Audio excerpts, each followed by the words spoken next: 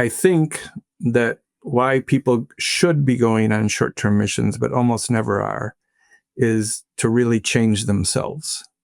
And people will say that, but it's not really happening.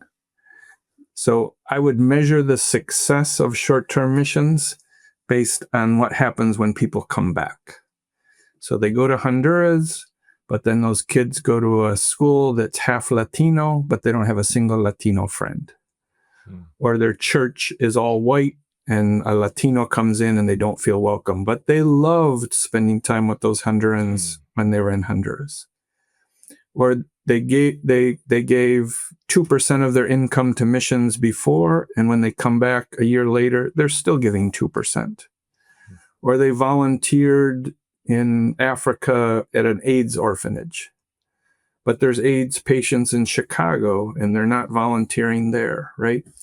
So the way I would measure the success or failure of short-term missions is not how much training they got, even very much about how much they do.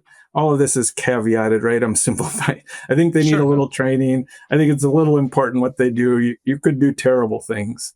Most of them aren't. But the way I would measure the success of short-term missions is what has changed in your life a year later.